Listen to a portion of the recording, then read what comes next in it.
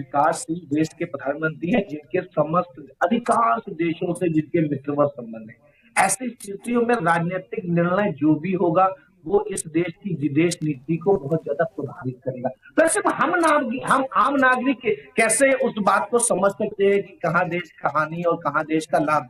ये तो आप विश्वास कीजिए अपने व्यक्तित्व के ऊपर। हम तो यहाँ पे पब्लिक डोमेन में बैठ के इस विषय में चर्चा कर रहे हैं ना कि ये जो आम जनमानस जो विरोध प्रदर्शन कर रहा है उससे क्या लाभ है और क्या हानि है। उससे हानि ही हानि है ना। 1% कोई लाभ हो रहा हो तो आप बताइए। हाँ जरूर कि जिन लोगों के कलेजे में ये आग लगी हुई है उनको अगर सैनिक के रूप में भर्ती करके ईरान अगर कोर्ट कर दिया जाए ना तो वो जाके वहां उनकी मदद कर सकते हैं और ये एक आसान रास्ता होगा इस देश में शांति। लेकिन फैजल भाई, मेरा सवाल यही है कि दूसरे देशों के लोगों के लिए इतनी हमदर्दी, जब अपने देश के अंदर कोई घटनाएं घटित होती हैं तो फिर ये हमदर्दी क्यों नहीं दिखाई देती, ये भावनाएं क्यों नहीं प्रकट होती हैं? मैं पहलगाम की बात करूं या बहुत सारे ऐसे हमने देखे हैं हालात जहां पर इस तरह का जो है विरोध देखने को नहीं मिलता है, लेकिन जब बाहर की बात होती है तब जो है नाराजगी देखने को मिलती है। तो फिर सवाल तो उठेगा ना फैजल भाई, और आखिर क्यों ऐसी मजबूरी आ रही कि भारत सरकार को और पुलिस को अलर्ट होना पड़ रहा है पूरे देश में?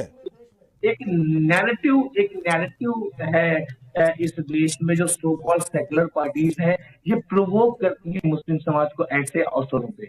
ये ऐसे अवसरों पे प्रोवोक करती है। अरे बड़ा गलत हो रहा है ईरान में, अमेरिका ने तो बहुत गलत। अगर ईरान में गलत हो रहा है तो इसका हम पे क्या इफेक्ट पड़ रहा है इस आम मुसलमानों को, नागरिकों? हाँ, देश हित में जो चीजें हैं वो देश और सरकारें जो व्यवस्था चलाने वाले वो इसको जानेंगे ना। इसमें आम नागरिक कूद के क्या कर लेंगे? मुझे आप ये बताओ कि आम नागरिक अगर कूद के प्रदर्शन करेगा तो क्या? अच्छा, अगर आपकी मांग है तो आप डीएम साहब को जाके ज्ञापन दीजिए माननीय प्रधानमंत्री जी के नाम का और प्रधानमंत्री जी से आग्रह कीजिए कि इस युद्ध को बंद कराइए। इस रास्ते पे आइए ना। नहीं, लेकिन आपको आपको सरकार से क्योंकि ठीक है फैजल भाई, थोड़ा वक्त की जो कमी है तो मैं एक जवाब ले लेता हूं।